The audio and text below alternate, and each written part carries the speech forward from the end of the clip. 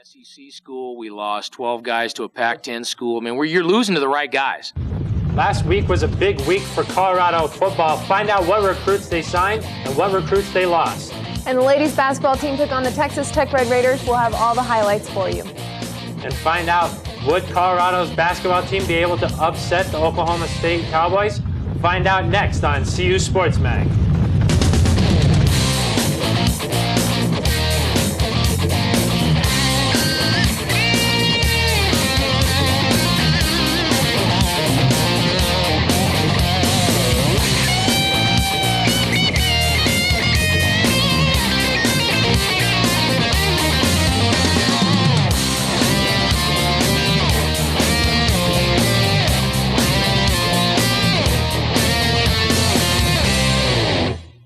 Hello and welcome to the latest edition of CU Sports Mag. I'm Phil Milani, joined along with Callie Zanandri. Phil, we have a great show today, tons of basketball highlights, but first, signing day happened on Wednesday, so let's get right to it. This Wednesday was a big day for Dan Hawkins and the University of Colorado football team as it marked the National Signing Day.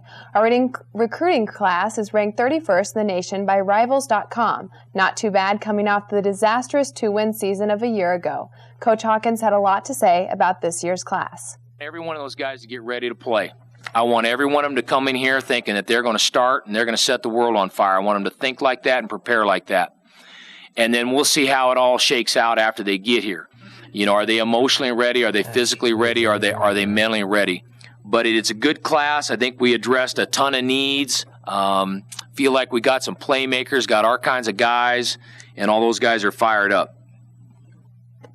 Wednesday was signing day for college football. And CU Buffs and Coach Dan Hawkins' staff were able to nab a 5-star recruit and offensive lineman Ryan Miller. The 6'7", 280-pound tackle hails from Columbine High School. Miller finished off with an amazing senior season by leading his team to the state title. Tremendous athlete. He is. He's a great football player. The awesome thing, too, is he's totally our kind of guy. He loves Colorado. He's a very humble kid. He is a guy that when he's in your football program, everybody knows that he's a marquee player, but he's a marquee guy, too. I totally see him as a guy that could come here and be an All-American and help us win a national championship and, you know, get drafted by the Broncos. I mean, that guy could be another John Elway type guy in this. He could be that kind. He's that kind of person, too. With this year's recruits, the Buffs landed a 4-star running back by the name of P.T. Gates. Gates, who stands 5 feet 11 inches tall and weighs 195 pounds, runs a 4.45-40 and comes to CU from Saddleback Community College. Gates chose the Buffs over the traditional SEC powers like the defending national champion Florida Gators and Tennessee. P.T. averaged over 6 yards per carry last season and should compete in the Buffs in the backfield with senior tailback Hugh Charles. I mean, he's a Reggie Bush kind of guy. When you watch him, he makes those kind of plays. I mean, he's very, very dynamic. Catch it, run it, throw it, return it. And also, again, a very, very football smart guy. And because he knows, obviously, what we like to do in our offense, that we can put him in a lot of places. And he's smart enough to handle the motions and the shifts and can be in the backfield. He can line up out wide. Yeah, he's a dynamic kid. Assistant head football coach and offensive line coach Chris Strausser is leaving the Buffs and returning to Boise State. Strausser has decided to return to his old team to become the Broncos' tight ends coach. Coach Strausser played a huge role in recruiting Ryan Miller and Sean Daniels for the offensive line in 2007. Coach Hawkins is planning to find a replacement for Strausser by spring practice, which starts March 12th. With signing day having come and gone this past week, the city of Boulder saw 2 of its star football players sign letters of intent. Brandon Gonin of Boulder High School signed with the Air Force Academy in Colorado Springs, and Fairview's Marshall Wallum signed with Western State College in Gunnison. 6'2", 210-pound Gonin runs a 4.85-40, and the Falcons are still not sure what position he will play. Wallum will play safety for the Division II Western State Mountaineers. Well, coming up, we're going to have a lot more inside information about what happened with Colorado's signing day. Yes, it should be exciting. Stay with us.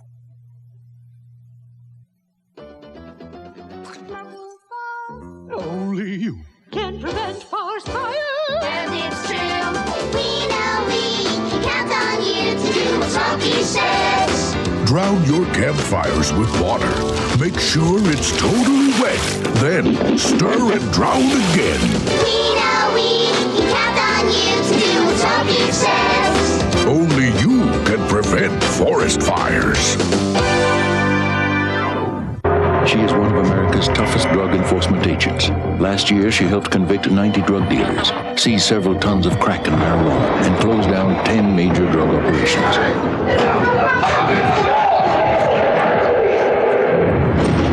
She is a 68-year-old grandmother named Irma. She set up a community drug watch that is not only changing her neighborhood, but its future. There are many ways to help in your community. Call the Points of Light Foundation. Do something good. Feel something real. All right now we have some more inside information on signing day. We're going to send it over to David Billingsley and Alex Rotman. Take it away, guys. All right. Thanks, guys. Alongside Alex Rotman, I'm David Billingsley. Welcome to Double Team. Alex, let's talk about this recruiting class. Hawkins had the signing day, National Signing Day on Wednesday. What do you think? Yeah, Dave, I don't know. I love you, Hawk, but to be honest, I'm a high-powered offensive guy. And Dan Hawkins, you signed 24 guys. 11 of those guys are defense and offensive linemen. And to be honest, I don't like going to games just to watch a good block. I want those tall wide receivers. I want those shutdown cornerbacks.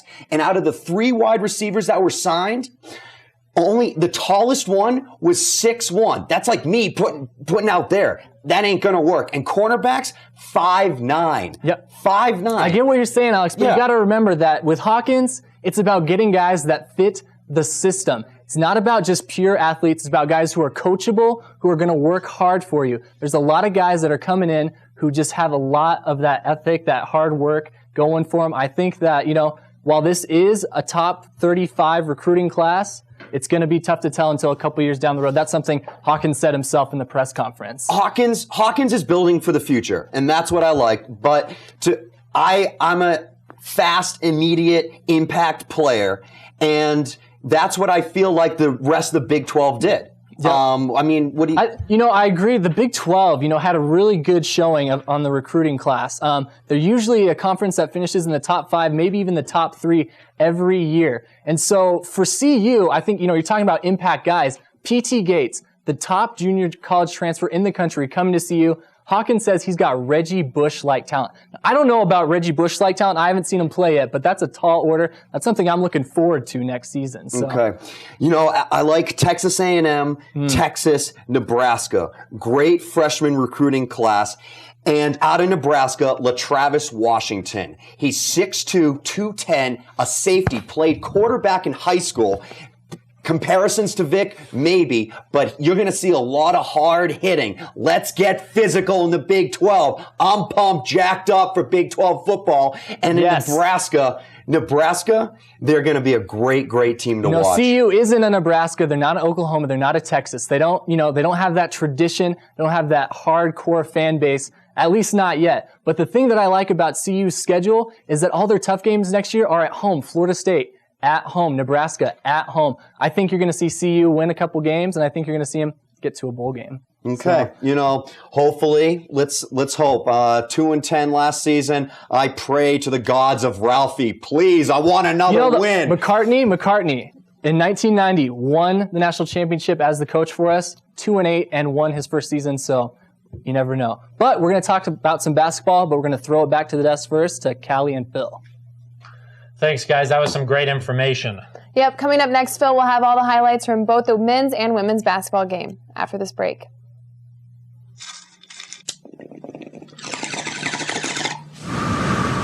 We should go change this ball in water and pack a fresh bowl, man. Yeah, I think you're right.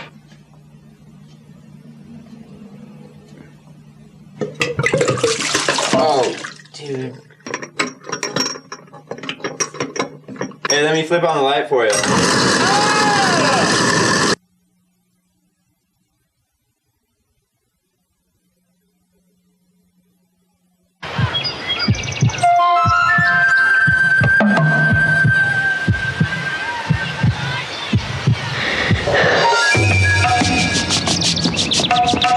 We want to see our children succeed, but Setting easy goals for our kids creates the toughest obstacle they'll ever face.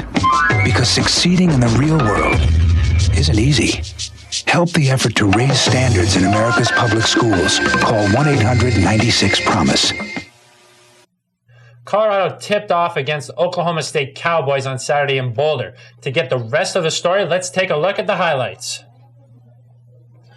CU take on the number 14 Cowboys from OK State.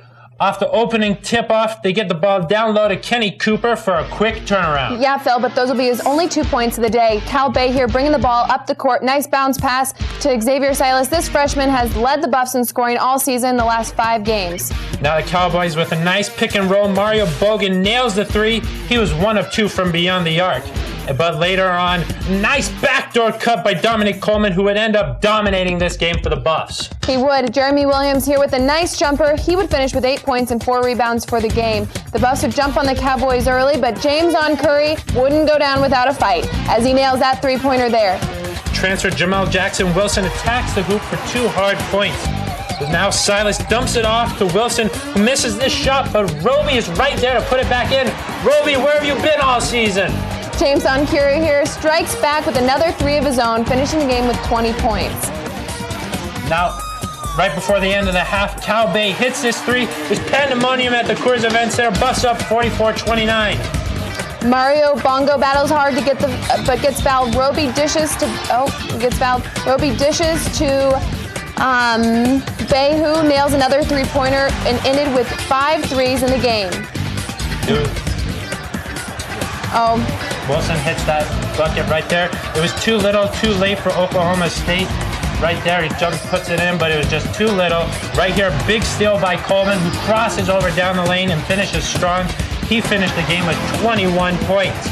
Now Wilson bringing it up and dishes to Bay, who hits another 3. He had an unbelievable game. And then now again, Coleman here finishes strong again, attacks the hoop. Buffs win 89-77, a big upset in the Big 12. Let's see what they had to say after the game. It was a great team effort. Guys were focused. I don't think anybody cared about who scored. We moved the basketball better. It's just a good overall team win. But I think our guys came in with a new attitude. And that's what it was about. It was about our players stepping up and doing the things that they do, or that they're capable of doing. Another piece about it is we had shot 54% in the first half. And if you're making shots, I don't care who you're playing, you got a chance to win the ball game. Last Saturday, the 16-8 Texas Tech Lady Raiders came into town. Could the Buffs gain some ground in the tough Big 12? Let's take a look at the highlights. All right, hope these ladies put on their secret this morning because the Lady Red Raiders aren't going to know what's about to hit them. Right off there, Jasmina Illich hits a 3. She would be a huge senior presence that night. Jordan Murphy there drives the lane for a hit, a nice soft floater. Bianca Smith hits this shot and says, "Get out my face!" But I guess they don't call traveling in women's basketball because Candace Rucker walks through the lane literally. Again here, Murphy with a no-look pass finds a wide-open Raquel Christensen who puts in the 3. But now McFarland tries to get it down low, but LaVonda Henderson steals the ball and goes a distance and 1. But now, later on in the second half, a block by McFarland right there, who finds Whitney Houston, who tries to go straight the distance, but she makes it a duet, finds Hannah Skildon with the assist. Right here, the Buffs with good ball movement as they swing the ball around the arc, find Smith with the 3. The game is tied at 50. Illich from the free throw line here throws and hits a nice 3. She finishes with 27 points that night. The Raiders here get it down low to Aaron Myrick on the post, who finishes with a nice shot, 6 points in this game. Controversy here, off the missed shot, Murphy straight drops Skildum to the floor, but no call, Callie. That's right, she gets away with it, but Murphy gets up, and Skildum is okay. She helps out in this play and gets it to McFarland for the 2. Now Whitney Houston gets an easy 2-pointer in a highly contested game. Henderson here drives right through the lane and kisses it right off the glass for 2 of her 5 points. Illich now hits the 2. Her foot was on the line to put the Buffs up 62-60. Late in the game, last chance for the Texas Tech. Christian puts up the 3, but dunks it right off the rim. Buffs win 70-67. Their second straight game. Let's see what Coach had to say after the game. This team continues to make strides, and I thought tonight was another one. We've talked about how important it is in conference to win your home games. Tonight was a different night, and it was free throws. It was defensive stops. It was rebounding, and it was an all-around team effort. It's a physical game, and Hannah expects it. We expect it. I'm just happy that Hannah stepped up. She hit the shots, and Jasmina obviously ensued with two more. So, it's all part of the game. The women's basketball team couldn't get the ball to bounce their way Tuesday night. They headed down to Lawrence, Kansas to take on the Jayhawks. Kansas led 54-49 when Colorado went on an 8-2 run to take a 1-point lead with 1:38 left in regulation. Whitney Houston hit a pair of short jumpers and put the Buffs up 57-56, but by the end of the game it was all tied up. Houston finished with a career-high 25 points, however it wasn't enough to get the win. After the game was sent into overtime, KU's Shakina Mosley sank a jumper with 5 seconds remaining to lift Kansas to a 70-68 win over the Buffs. Colorado returns home to host Nebraska on Saturday at the Coors Event Center. All right, now for the Big 12 standings, Texas A&M at the top and Colorado near Baylor at the bottom there. Hopefully they can bring it up in these next few weeks. All right, now for more analysis on the basketball games this past week, we'll go to Double Team Set. Let's see what these guys have to say. Welcome back to Double Team. Thanks, guys. Looking good at the desk. So, first Always question. Looking good. Dave, how did Colorado beat Oklahoma State last week? Well, it's pretty simple, and it's on the defensive side of the ball. I was at the game, and CU played the best help defense I've seen them play all year. Granted, I know Oklahoma State scored 77 points. That's close to their average, but that was all later on in the game when they were just trying to make a comeback. And a good team like Oklahoma State is going to make a comeback. You know what I really enjoyed? The play of Cal Bay. Okay? Definitely. Great player. Great freshman. He studied film the night before and saw that the Oklahoma State defense was playing over-aggressive. He made sure that he took that extra step, 5 3-pointers, 21 points, Cal Bay, baby. You rock. Okay, so now we got this Wednesday, Valentine's Day, against KU at home. See you even have a chance? Love is in the air. Valentine's Day. Oh, I can feel it. And Kansas, number 8 in the country right now. But it's all up to the C unit in the crowd. If they're ripping and raving, ready for the CU Buffaloes to take charge, it's got to be a fast-paced game, okay? We got to start off to a quick start. It's going to have to be a fast-paced game, and it's going to have to be something that, again, it's defense, but also it's got to be Richard Roby. He's been, up and down all year. They're going to need a big game from him, but also Richard Roby can't do it by himself. He's had good games against Texas, good games against Oklahoma, but it's going to be the freshmen. There's 8 freshmen on the team. They need to step it up. But Marcus King Stockton, okay? Yeah. Offensive rebounds. Time to step it up. Offensive and defensive. Get Richard Roby those extra second shots, okay? I'm going to love it. You're going up against Sean King. 6'11", 245 pounds. Ooh, step it up. Play big. Yep. Good stuff. Good stuff. But I guess that's all the time we have again on Double Team. Back to the desk.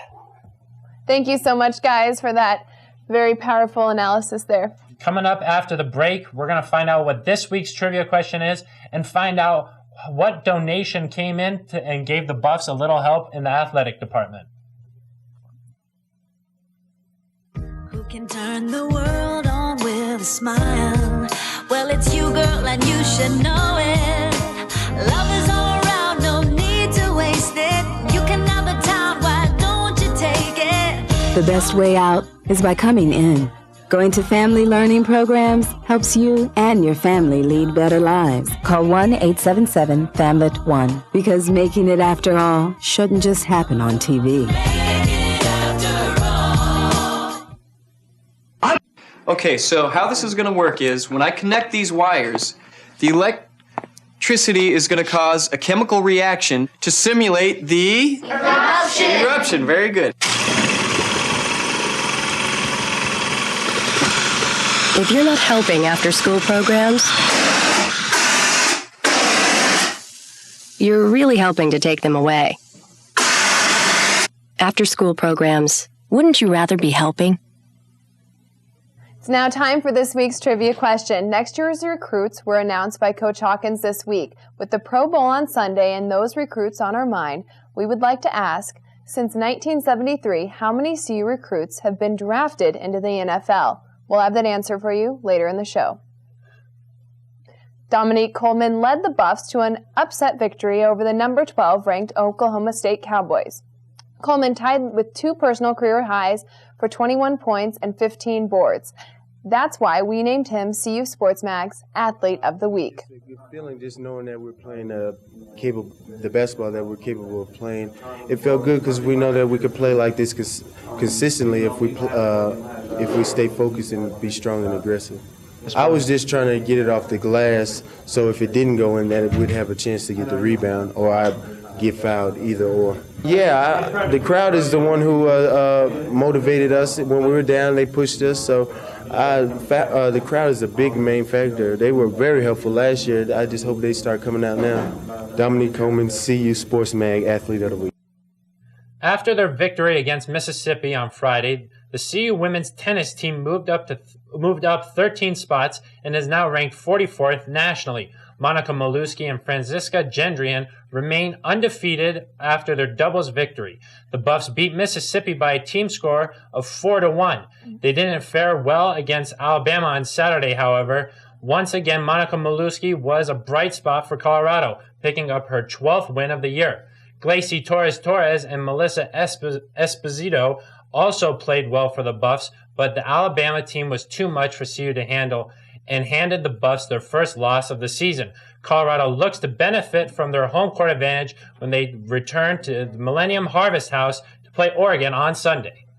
The CU track and field team competed in the Air Force Invitational last Friday. Jeremy Dodson and Ryan Campbell both came away with record-breaking times as the Buffs soared to victory. Dodson came in first with the time of 21.12 seconds in the 200-meter race and was followed by Campbell with the time of 21.15 seconds. Both athletes broke the 21.34-second record set by Colorado track member Eric Mitchell in 1993. Anthony Cichuli, another top honors with his 1 minute and 53-second 400-meter time. The men's team finished second out of 12 teams, while the women's team finished third out of 14 teams. Congratulations. This weekend was the last weekend for the CU women's golf team. They teed off in Mexico for the 2000 Baja Intercollegiate International Tournament. The team started off swinging with a strong lead in the first round with a team total of 298. Freshman Christian Kim had a great first round with her best collegiate round, shooting a leading 1 under par 71 in the morning. Kim was followed by senior Hannah Hooch and sophomore Lindsay Calhoun, who both shot a 74 in the first round of the tournament. The Buffaloes were unable to maintain the win in the second round, and Mother Nature was no help. The tournament was suspended due to darkness, with teams having anywhere from 2 to 7 holes left by the end of the tournament. Colorado was bumped into third place with Oregon and Louisville in front of them. Next up for the Buffs is the Fresno State Invitational on February 26th. Okay, well, coming up after the break, we got to answer the trivia question. We do. And find out what Buffs are playing in the Pro Bowl this year. We'll be back after the break.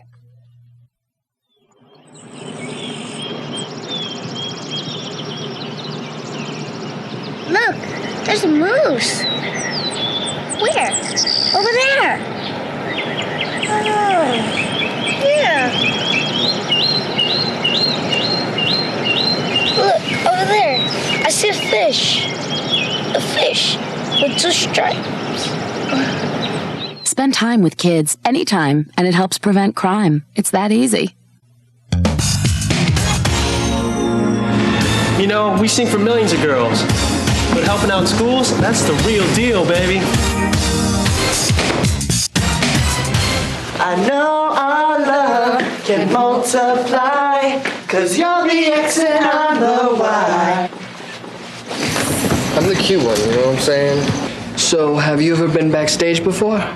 Okay, guys, this is an abacus, an old school calculator. 1, 2, 3, 4. Like the circle and the square, our geometry is a perfect pair. Now, why should kids know about gravity? Well, gravity holds them down. I once was 1, but now we're 2. I'm spinning out of control. Want to square my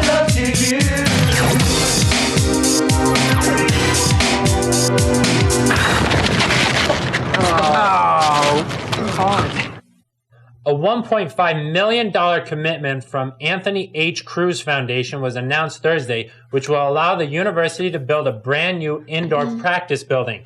The facility will be built on the existing football practice fields off of Folsom Street next to Boulder Creek. Construction will begin immediately and is scheduled to be done in time for next year's winter training. Excuse me, sorry. In honor of the upcoming Academy Awards, we here at Sports Mag would like to propose a new category, Best Sports Movie. Many great sports films were named as students shared their favorite scenes, quotes, and actors. CU Sports Mag's Andrew Shapiro has the scoop. With the Academy Awards only a couple weeks away, CU Sports Mag decided to add our own category in Best Sports Movie. We went to the street to find out what CU students love about their favorite sports movies. And here's what they said. My favorite movie, sports movie, is Remember the Titans, and my favorite scene from that movie is when they're going on the field singing. Miracle, just when they won, the hockey gold medal for the Olympics. Pretty cool scene. America, just coming over adversity and winning. My favorite sports movie is Mighty Ducks. My favorite part was in the second movie where they get to go to the Junior Goodwill Games, and they beat Iceland in the final. Flying V all the way. Remember the Titans because I love Denzel Washington. Favorite scene from the movie is probably when they're in the hospital and when the kid gets hit by the truck and they come in and he's like, yeah, that's totally my family. Can't you see the family resemblance? And it's touching. The Natural, and it's probably because I like the book. It's a good book, and it's kind of a fairy tale kind of baseball movie. Robert Redford is quite good in it. The favorite scene is when he hits the home run that hits the lights and all the lights kind of fall down on it, Yeah, classic movie. The CU students gave us many great responses for movies, as you just saw, but it is clear from the people we interviewed that one movie rose above the rest. And we would like to give the CU Sports Mag Award for Best Sports Movie to Remember the Titans. From inside the UMC, I'm Andrew Shapiro, CU Sports Mag.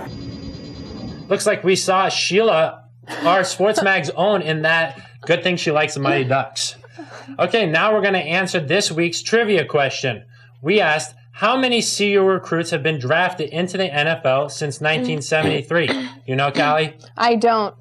Okay, well, the answer is 1 in every 5.6 recruits has been drafted into the pros since 1973. Women's basketball player Jackie McFarland was named the first team academic all-district this week. The College Sports Information Directors of America selected McFarland for her academic and athletic achievements. McFarland is an accounting major in the Leeds School of Business and currently holds an astounding 3.95 GPA. That's tough to do. This is the second straight year she has been named an all-district honoree and is a 4-time member of the Dean's List. McFarland's academic achievements have qualified her for ESPN, the magazine's academic All-American team. The final list will be announced on February 27th. The 2007 NFL Pro Bowl will be the first for many NFL superstars. Among the first-timers include former Buff standout Andre Gerard. Gerard, now in his 5th year with the Dallas Cowboys, made the NFC roster in place of injured Chicago Bears center Olin Kreutz. Gerard made news earlier this year when he was stomped on by Tennessee Titans defensive tackle Albert Haynesworth. By making this year's game, Gerard becomes the 5th Buff to earn this honor. Well, Phil, are you looking for something to do this weekend? Yeah. The Buffs have got you covered. Tomorrow, the women's basketball team will take on the Nebraska Careers Events Center starting at 2. And if you feel like staying in, men's basketball will be playing will be in Kansas to play Kansas State. But you can catch them on ESPN Plus and Altitude at 4 p.m. And also tomorrow, the tennis team will take on Oregon at the Boulder Harvest House at 11 a.m. So that's a little bit closer than Kansas.